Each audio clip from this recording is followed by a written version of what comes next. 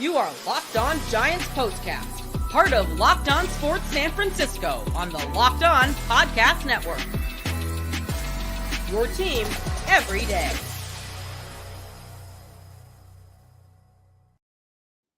Yo, what's up, everyone, and welcome back to the Locked On Giants Postcast. I'm your host, Eric Triple E Engel. You may know me as the former producer for the Murph and Mac Morning Show on KMBR. And today, the Giants are circling the drain as they lose again. Tonight's final score, D-backs 6, Giants 4, and it really didn't feel as close as it looked at the end. Zac Gallen had a no-hitter going through 6, and the Giants looked terrible against him before getting into the bullpen. Stop me if you've heard this story before. The late rally was nice, but again, too little too late from the squad at the dish to overcome another inefficient start from a Giants starting pitcher. Today, it was Hayden Birdsong. It's now 4 losses in a row for the Black and Orange. They have yet to win since the calendar turned to September. They're now 4 games under 500, and Farhan's seat has never been hotter. We'll break it all down, but first, I want to thank all of you for watching us on the Locked On Sports San Francisco YouTube channel. Please, if you aren't already subscribed, hit that subscribe button right now. Thanks also for listening on the Locked On Giants podcast feed and making us your first listen. And for your second listen, make sure you check out the Locked On Giants Daily Show for more in-depth coverage. Ben Kasvik does a great job. Today's episode is brought to you by Game Time. Download the Game Time app, create an account, and use code LOCKEDONMLB for $20 off your first purchase.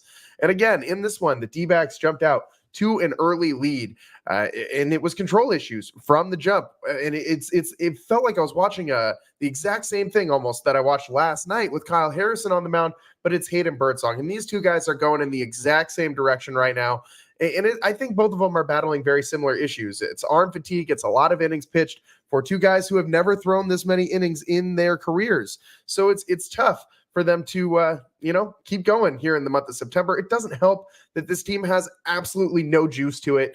I mean, what are you actually going up there and playing for other than, yourself? Like you're going out there for pride. You're going out there to earn a spot for next year's starting pitching roster, but you aren't playing for wins right now. I mean, it's clear that this team is focused on next year.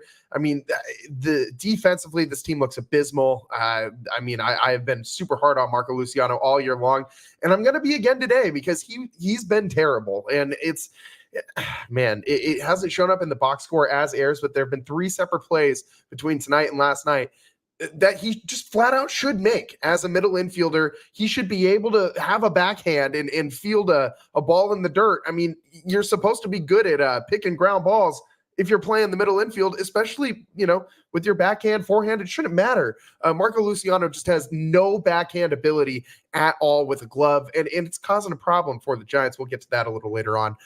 But to start this one, control issues from the jump. Walks the first 2 batters. First batter of this game was actually a 4-pitch walk, and that's all you really needed to know about how Hayden Birdsong's day was going to go. After the 2 walks, a single scores a run for the D-backs, early 1-0 lead for them, and that was all that they got in the inning, but it took 24 pitches for Hayden Birdsong just to get through that top of the first. And as we've talked about plenty of times before on this show, when you have a pitcher who's out there for 20 plus pitches in 1 inning, it's taxing. When you're up there for 30 minutes just chucking it, you start sweating. All the electrolytes get released, and you got to really work to rehydrate and get yourself back to being able to go out there and pitch again and catch your breath in between innings. And the Giants aren't really doing these pitchers any favors, because when the Giants come back in to hit, it just seems like they just 1, 2, 3 as quick as possible. And Birdsong's right back out there on the mound. So he, as I said, to start off this game, he walked those first 2 guys, and then Josh Bell slapped a single on a ground ball up the middle, and it scored a run. But then the Giants come in and they have a 1, 2, 3 inning, super, super, super fast. I mean, Conforto swung at the first pitch. Ramos had a 4-pitch at bat, so that was okay. Mike Yastrzemski had a 7-pitch at bat in that first inning, and actually had a lot of deep at bats in this game. Yaz did a good job of making Zac Gallen throw a lot of pitches, but he was about the only Giant who did a good job with that. Conversely, the Diamondbacks did a great job of making Birdsong throw a lot of pitches. Hayden Birdsong, of all the batters he faced, let's see how many he faced tonight. I forgot to check. Birdsong faced 18 batters. And let me tell you, he threw at least 3 pitches in every single at bat except for one. It was a Josh Bell flyout in the top of the second inning. It's completely inefficient. I mean, you need to figure out a way to get a lot of these at-bats to end sooner. And yeah, I mean, if you're going 3 pitches to every batter, maybe that's okay. But a lot of these at-bats were going 5, 6, 7 pitches long. And you just can't do that. For Hayden Birdsong, he's got to learn how to trust his arm, throw strikes over the plate, and sometimes be willing to give up some contact, because he's trying to make the perfect pitch every time. And he's missing. His misses aren't close particularly, and no one's chasing it. And this is the same issue, the same exact thing we talked about with Kyle Harrison yesterday. These two guys, they look very, very, very similar right now. They both look like they're hitting a wall at the end of the season in a year where they've thrown more innings than they ever have before. It looks like the arm is tired, the velo is dipping, and they're just not hitting those corners with precision like they were earlier in the season. So in the second inning, when Hayden Birdsong comes back out, leadoff home run for the Diamondbacks, Suarez took an off-balance swing, but somehow got the barrel level through the zone and got some help from the warm weather here in San Francisco today. It's been super nice here in San Francisco. And it's not unseasonably warm because it's always warm this time of year in San Francisco. It's a very late summer that we get here in the Bay Area. And that ball was carrying tonight at Oracle Park. That Suarez home run was proof of that. 2-0 Diamondbacks lead. Birdsong then loads the bases before getting out of the jam. He ran the pitch count up to 57 pitches to get through those first 2 innings, which is exactly what we're trying to avoid with Hayden Birdsong, Kyle Harrison, and all the other young pitchers on this Giants staff. Then in the bottom of the second, the Giants actually did a good job of giving Hayden Birdsong a little bit of a breather. They walked the bases loaded. They did a good job of making Gallen work in this inning. Giants were doing a great job early on not swinging at that curveball that Zac Gallen loves to bury in the dirt, that 12-6 nasty curve that he's got. Will occasionally bury the changeup down there too, and he tunnels it with that 4-seam fastball that looks like it's going to come in high in the strike zone. So it makes him a really tough pitcher to bat against. I mean, as evident by this guy's numbers the last couple seasons, one of the best pitchers in all of baseball. Goes unnoticed a lot and is left out of that conversation because he's a Diamondback, but this guy is the real deal. And you saw it tonight in how often he was striking out the Giants. He doesn't do that just against the Giants. I know the Giants strike out a ton, but Zac Gallen does this against pretty much everybody he faces. It just looked exceptionally bad for the Giants tonight because the Giants were, striking out, swinging and missing at some bad pitches. So, as I said, they were doing a great job of laying off that 12-6 curve. That is until Curt Casali comes up with a full count and 2 outs and the bases loaded and strikes out on a ball in the dirt. And the Giants don't score in the inning. Typical. That's all I got to say about that. It's so typical of the Giants to just strike out in these situations. I don't expect them to do anything else. Then after the third inning, Birdsong's done. His final line: 3 innings pitched, 3 hits, 2 runs, 5 walks though, and 4 strikeouts. So it shows you this guy's still just trying to pump strikeouts and just dodge bats 24/7, and you can't do that in Major League Baseball. I mean, maybe if you're a closer, you can just live and die by the strikeout. But as a starting pitcher, you can't do that. You got to change your philosophy. You can't go 27 up, 27 down with 27 strikeouts. That's literally never been done. So Hayden Birdsong needs to pitch a little more like Logan Webb. And I know that these are 2 different guys, and he will never be Logan Webb. They profile as 2 completely different pitchers. But he needs to learn how to pitch to contact like Webby does so well. He needs to learn how to get, if you want to throw that high fastball, fine. But every now and again, pitch to contact and let some guys hit some flyouts. Like don't serve up a meatball for a home run. I'm not saying that. But make good pitches in the strike zone. Like you don't need to give somebody like the perfect pitch right on the outside corner every single time. You also don't need to pump it down Main Street. There is a lot of variance between these 2 outcomes. You don't need to have a perfect pitch every single time to get a swing and miss or to get poor contact. But when you're trying to make these perfect pitches, the misses are going to be a lot worse. You're going to hang one and it's going to go over the fence, or you're going to, throw a bunch of balls in the dirt and far outside the strike zone into the other side of the plate and the other side of the batter's box. And That's what happened at Birdsong tonight. 5 walks in just those 3 innings. It's a rough time for Birdsong, for Harrison, for all of these young Giant starters right now. Then in comes Spencer Bivens in the 4th inning. He had a 6-pitch inning right away. Just what a contrast to what we saw from Hayden Birdsong tonight. Then in the top of the 5th, the Diamondbacks added on to the scoring a little bit. Pavin Smith, 2-out solo home run, his 4th of the season, 105 miles an hour, 420 feet to the deepest part of the yard. It gave the D-backs a 3-0 lead, and it was evident after that home run how much that ball was really flying out there tonight. I mean, that thing just sailed and sailed and sailed. Then in the bottom of the 6th, as I said, Mike Yastrzemski was battling all day long at the dish, worked a 12-pitch at bat against Zac Gallen, eventually drew a leadoff walk. The Giants look to be, maybe they're going to get something going. They're running Gallen's pitch count up, and then Ramos comes up first pitch swing and grounds into a double play and just completely erases Mike Yastrzemski's work in that prior at bat in just one pitch. Mike Krukow had a pretty funny line. He said, "Well, there goes the elation of the leadoff walk for the Giants," and he's kind of right. I mean, like he's saying it tongue in cheek, but I mean, any walk, any base runner for the Giants should generate some elation from the fan base because they're just so terrible at the plate right now, especially tonight. Only were able to get 3 leadoff runners on in this one, which is something the Giants have actually done pretty good all season long, but today did not do that well. And they obviously couldn't really cash in on those situations when they did get leadoff runners on. They did once in this game, but that was pretty much it.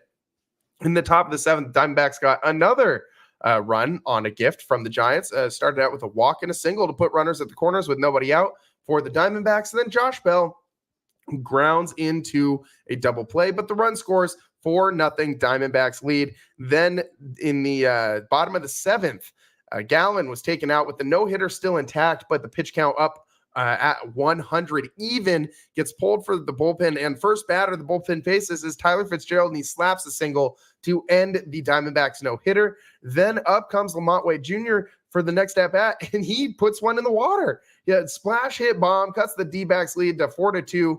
Lamont Wade Jr., obviously, splash hits go good with Lamont because he's the guy who hit the 100th splash hit. If you got the Lamont Wade Jr. bobblehead from earlier this year, it has the wall on the back of it and the splash hit counter. I really wish I got one of those, but can't win them all. Lamont Wade Jr. cuts the lead in half, 4-2 Diamondbacks lead. And then in the top of the 8th, we saw Camilo Doval tonight, and we saw the bad Camilo Doval tonight. Feels very Dr. Jekyll and Mr. Hyde lately.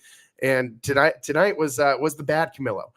Issued a Pavin Smith walk and then just gave him second base for free. I mean, Pavin Smith started running on Doval before he had even entered his delivery from the stretch, and Doval didn't even look over. I mean, I know he's not good at holding runners on, to put it lightly, but this guy's got to be a lot better in these situations. I mean, you got to at least take a peek over, my guy. I mean, you can't just in the 9th inning. It's one thing when you're going up there and you're just going to strike out a bunch of guys. When it's in the 8th inning and teams are still playing small ball, like, come on, man, you got to figure out a way to hold these runners a little better. This has always been an issue for Doval. This is nothing new, but still frustrating nonetheless. That's steal of second base.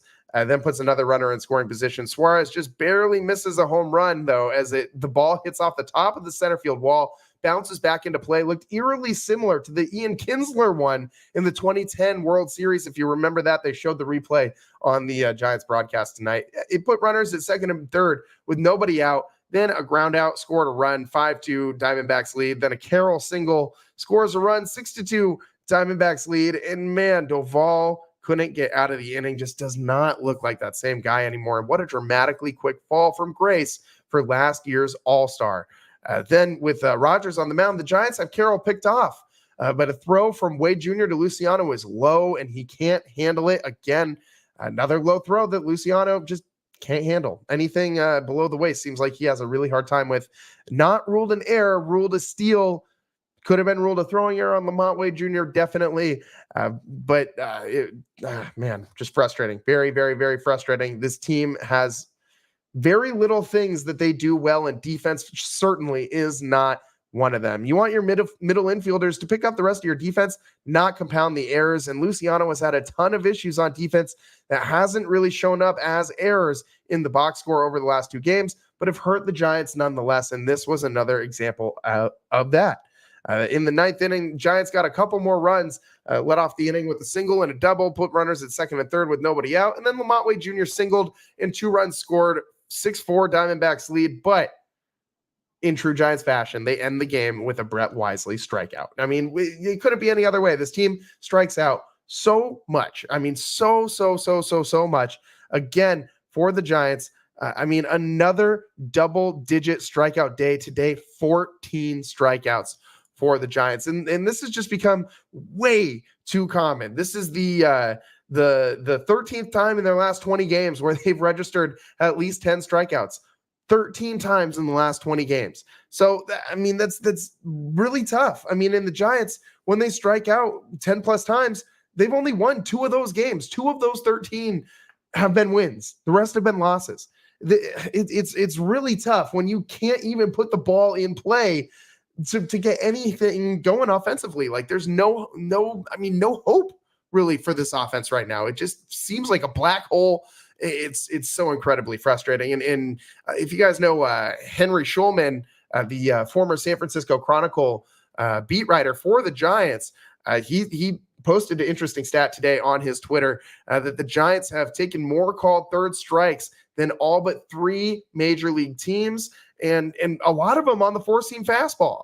129 coming into tonight, 129 watched third strikes on 4-seam fastballs. That is insane. Swing the bat, please, for the love of God.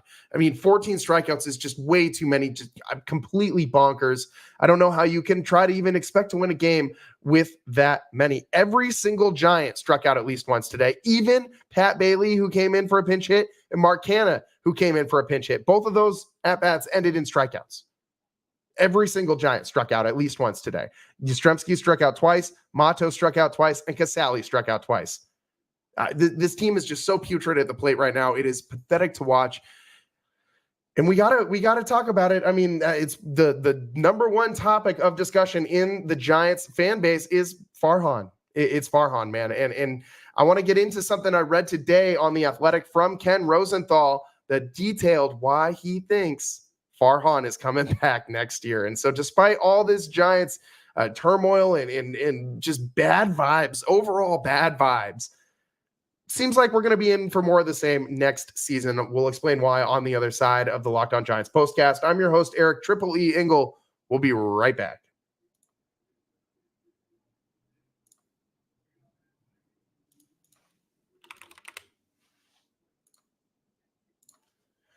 Today's show is sponsored by eBay. Passion, drive, and patience. The formula for winning championships is also what keeps your ride or die alive. eBay Motors has everything you need to maintain your vehicle and level it up to peak performance. Superchargers, roof racks, exhaust kits, LED headlights, and more. Whether you're into speed, power, or style, eBay Motors has got you covered. With over 122 million parts for your number one ride or die, you'll always find exactly what you're looking for. And with eBay Guaranteed Fit, your part is guaranteed to fit your ride every time or your money back. Because with eBay Motors, you're burning rubber, not cash. With all the parts you need at the prices you want, it's easy to make your car the MVP and bring home huge wins. Keep your ride or die alive at ebaymotors.com. Eligible items only. Exclusions apply. eBay Guaranteed Fit only available to U.S. customers. Welcome back to the Locked On Giants postcast. I'm your host, Eric Triple E Engel, and today the Giants fall again 6-4 to the Diamondbacks. Have not won a game in the month of September, and they're just down abysmally bad right now. And I'm just taking a peek at the chat right now, and I got Christian saying Luciano can't play D. I got some dude asking if Bob Melvin's going to be fired. No, that's not going to happen. Bob Melvin didn't get hired to come in for 1 year and just get canned at the end of the season. I don't think that's going to happen. So we'll see. We'll see what happens. But what I want to get into now is the Farhan stuff, man. And we've heard from the fan base for a while now. Some have been screaming from the mountaintop since the second he got here that they didn't like Farhan. They wanted him to go. A lot of people don't like the fact that he came over from the Dodgers. Personally, I think at the front office level, like that kind of stuff doesn't really matter to me as much. Do I want to see like Clayton Kershaw in a Giants uniform before the end of his career? Absolutely not. But if the Dodgers, who have perennially been one of the better farm systems in all of baseball, if one of those executives wants to come on over here and help the Giants build up their farm system, that's okay with me, man. That's fine. I don't really have too much of a problem with that.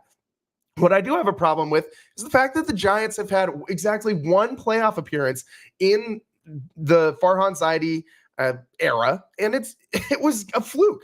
I mean, that 107 win season with Gabe Kapler and the Galaxy Brain baseball. And I mean, do you guys remember that, like all the weird stuff that happened that year with like Donovan Solano hitting a bunch of home runs, and like all these random dudes seemed to hit somewhere between 15 and 20 home runs. Almost everybody on the Giants roster seemed to hit between 15 and 20 home runs. I mean, you had Alex Dickerson and like Darren Ruff, like all these random dudes just coming out here and just plugged into the right place at the right time. And they played really well. Obviously, you got to 107 wins. You went to the playoffs, and then you got spanked by the Dodgers, and that sucked. That was just not fun. So that's the one Farhan Zaidi playoff appearance, is losing to the Dodgers. Now, it hasn't been all bad. It's definitely been mostly bad. I'm in agreement with you guys that this has been terrible, a terrible time to be a Giants fan. But there have been some strides that Farhan has improved on, and specifically in this last offseason, I think he did a decent job in going and getting the free agents that were available for the Giants to go and get. Yes, there's been a ton of issues in prior years with him swinging and missing on virtually everybody, and the whole no move too small thing, which has just worn every Giants fan down. I mean, just grinded them down into little tiny, like granular pieces of dust. That's what happened to every single Giants fan's patience with this front office while Farhan's out here tinkering every single day with the call-ups and bringing guys up and sending guys down and bringing guys up and sending guys down. And you have prospects that have been destroyed because of it. I mean, you look at what happened with Joey Bart, and I mean, I think he's going to be just fine out there in Pittsburgh, but obviously he was probably your best, young bat in the organization. And you just ran out of situations for him. Like you optioned him too many times, and it just didn't work out. You had to cut him loose. And now they're seeming to do the same thing with Marco Luciano. You can't find any form of consistency if you don't even know where you're going to be playing the next morning. How many guys have been up and down all season long? Like, look at what's happening with Luis Matos. Same thing. So all this tinkering, I think, does have a cumulative negative effect on these young guys, and that's a problem. But meanwhile, Giants fans are still going to games. They're top 10 in attendance this year. They have been all season long. I think they're 7th right now in all of Major League Baseball in total attendance. So why, if you're the Giants ownership, who they have publicly said their goal is to, quote, more or less break even every year financially, well, why would you not stick with what's working then? Because from the owner's perspective, this is working. This isn't broken. People are still going to games. They're top 10 in attendance. Why? They're still making their money. They're still selling crab sandwiches. I mean, I am someone who will go and purchase those crab sandwiches. I am at fault here just as much as everybody else who's going to these games. But this ownership isn't going to move off of Farhan and rock the boat and make these big decisions if there's no consequences to them. I mean, for the ownership, the only thing that these guys seem to care about is dollars and cents. They don't really seem to care about a winning product on the field. I think they care about not being terrible. And as long as the product isn't like Oakland A's terrible, like, I mean, just completely abysmal, like bottom feeder, like as long as you're not the Miami Marlins, who, by the way, the Giants just lost the series to, then maybe you're okay with whatever the product is on the field, as long as you're bringing in those dollar bills. But today, if you watched on the broadcast, you saw a lot of empty seats out there. It was the lowest paid attendance of the entire season. And this is one day after they set the prior lowest attendance of the season mark yesterday. So today, they're again, the lowest attendance of the season. And Ken Rosenthal for The Athletic wrote an article saying basically the same thing that I've been thinking, which is this ownership has no reason to want to move off of Farhan Zaidi. I mean, why would they? He's continuing to bring in money for the team, and it just doesn't really, I mean, like one of the big telling things for me was this guy at the trade deadline went out and sold guys that could have helped you make the playoffs for the future and for things that aren't really, like, you did a salary dump and you got rid of Alex Cobb for a young pitcher. So you're clearly not making moves to win now. So Farhan, clearly nobody told him that from the ownership group, you better get to the playoffs or this is it, buddy. Like, nobody said that. Otherwise, you don't make those moves. Like, that's plain as day to me. I think that if he knew that he had to make the playoffs to save his job this year, I think the Giants go out and aggressively buy at the deadline. I don't think that they, kind of do the straddle the middle, which is what they did this year. It's baffling to me why this guy is given this extensively long leash, despite the fact that he continues to lose. But Greg Johnson has repeatedly said he just kind of wants the money, man. He doesn't really care too much about the day-to-day baseball operations. So I think, honestly, I think the Giants are in for another season of this Farhan Zaidi regime. I said earlier that I thought that the Giants were 7th in attendance. They're actually 10th in Major League Baseball in fans per home game. I still think they are probably around like 7th or 8th in total attendance for the Giants, because but so anyways, they this article by Rosenthal basically just says, it was indicative, the trade deadline moves or lack thereof was indicative that Farhan was going to come back again next year, and the fact that the Giants kind of waved the white flag when they promoted when they promoted Matos and Luciano this last time. It's kind of just saying we're building for next year. And I think Farhan's going to be a part of that. There's no reason that the ownership has indicated that he won't be back next year. Yes, I know that the fan base does not want this guy back. I don't want this guy back. I want someone who's going to go out and be able to get a good free agent. Like, I miss the days of where's my Brian Sabian, man? Not everybody can be Sabes, but we got to have somebody who can come in and get the job done and actually get a playoff appearance or two here back in San Francisco. So I really don't expect Farhan to be fired in this offseason. I really don't. I expect him to come back next year, and the Giants are going to do this same old, dog and pony show, and we'll see what happens. But if I'm going out on a limb right now, unless every single Giants prospect takes another major step forward next year, this roster as is constructed is going to be pretty mid again. Maybe they'll end up around 500, but right now that would be an improvement. I don't know if this team finishes 500. I think this team might finish with a worse record than last year's team, which is just absolutely bonkers to me. I don't understand how you can finish worse than what the Gabe Kapler Galaxy Brain guys did last season. That was pretty bad, pretty boring baseball. Overall, it's just not a very fun time to be a Giants fan. We got to take one more quick break, come back, put a bow on this show. Thanks for tuning in to the Locked On Giants Postcast. I'm your host, Eric Triple E Engel. We'll be right back.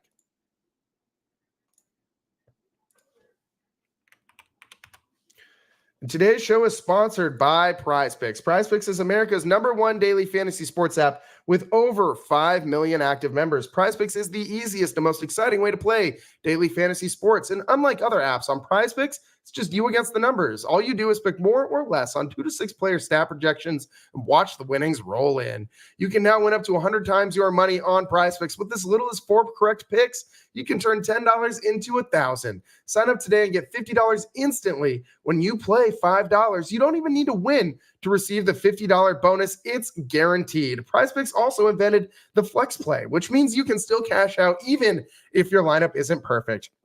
You can double your money even if one of your picks doesn't hit. Download the PrizePicks app today and use code LOCKEDONMLB and get $50 instantly when you play just $5. That's code LOCKEDONMLB on PrizePicks to get $50 instantly when you play just $5. You don't even need to win to receive the $50 bonus. It's guaranteed. PrizePicks, run your game.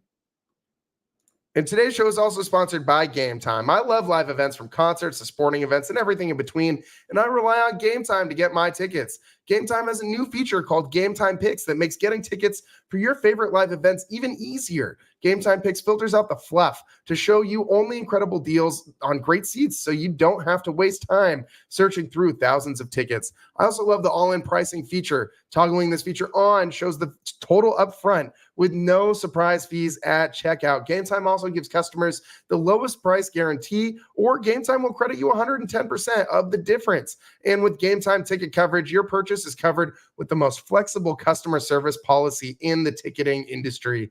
Take the guesswork out of buying tickets with Game Time. Download the Game Time app, create an account, and use code LOCKEDONMLB for $20 off your first purchase. Receipt of copy does not constitute an order. Terms apply. Again, create an account and redeem code LOCKEDONMLB for $20 off. Download Game Time today. What time is it? Game time.